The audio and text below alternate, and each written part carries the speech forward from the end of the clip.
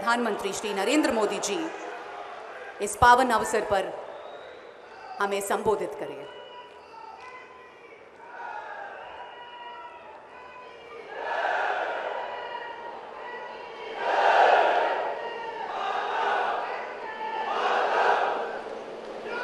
తెలంగాణ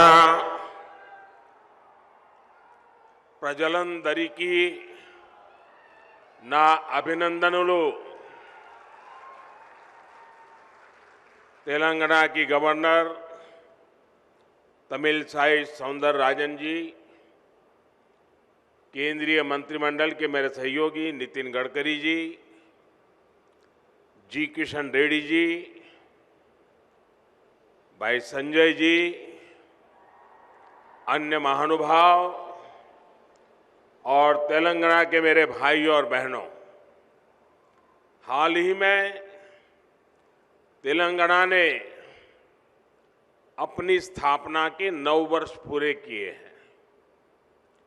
तेलंगाना राज्य भले ही नया हो, लेकिन भारत के इतिहास में तेलंगाना का कंट्रीब्यूशन, यहाँ के लोगों का योगदान हमेशा बहुत बड़ा रहा है। तेलुगु लोगों के सामर्थ्य ने हमेशा भारत के सामर्थ्य को बढ़ाया है। इसलिए आज जब भारत दुनिया की 5वीं सबसे बड़ी इकोनॉमिक पावर बना है, तो उसमें भी तेलंगाना के लोगों की बड़ी भूमिका है।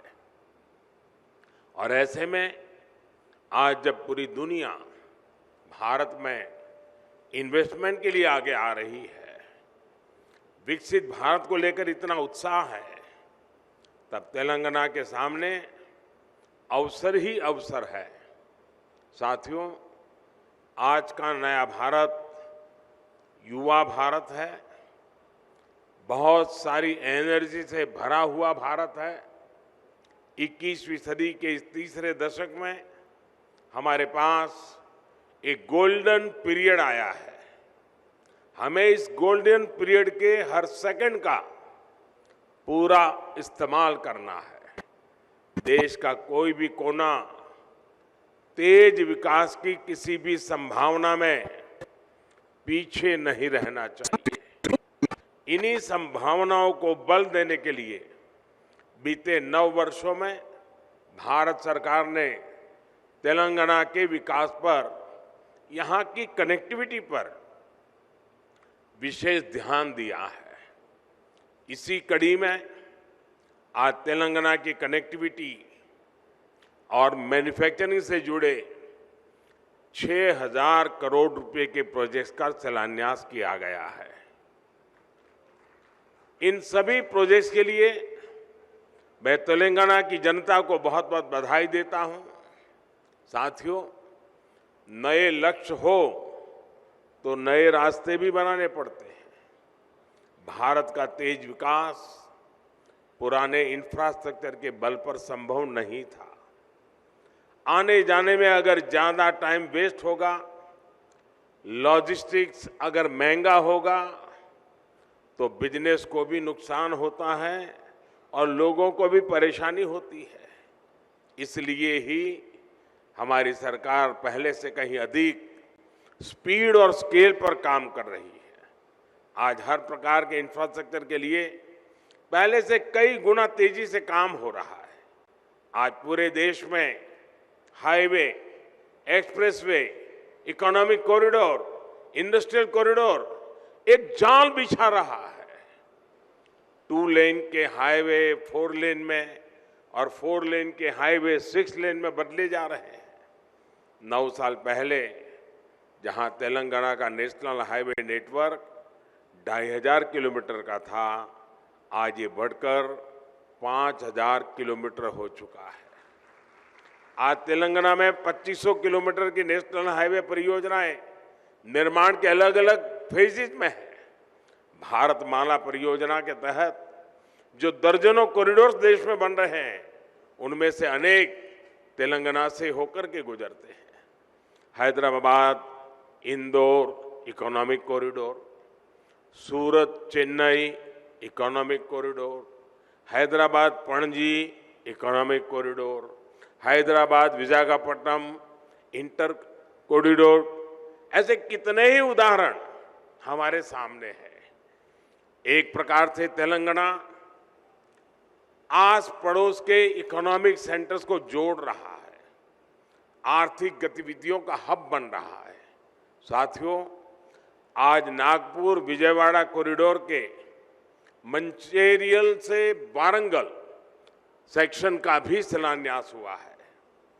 ये तेलंगाना को महाराष्ट्र और आंध्र प्रदेश से आधुनिक कनेक्टिविटी देता है।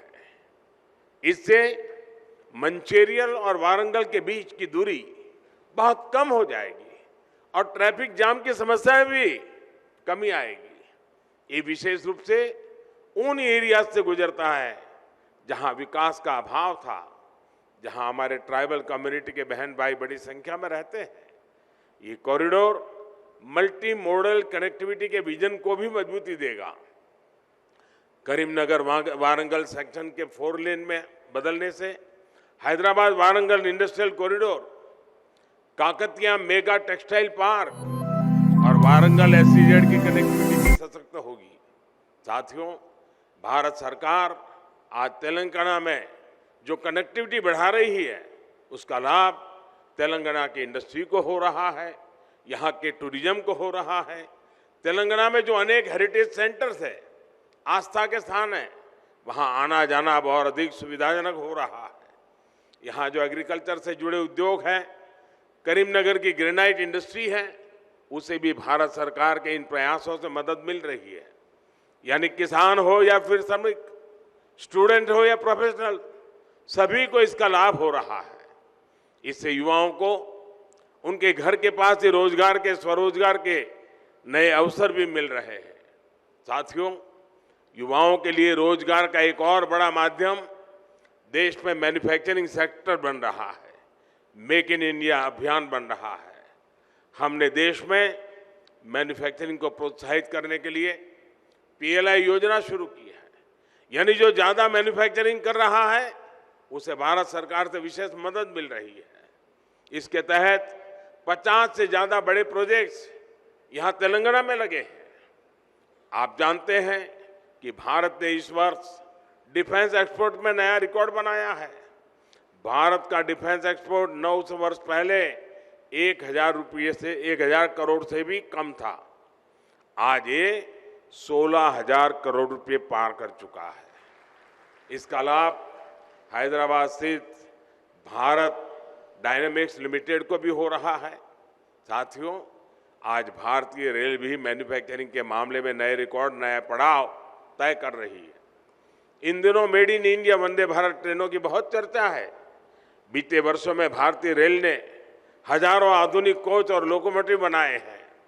भारतीय रेलवे के इस कायाकल्प में अब काजीपेट भी मेक इन इंडिया की नई ऊर्जा के साथ जुड़ने जा रहा है। अब यहां हर महीने दर्जनों वैगन बनेंगे।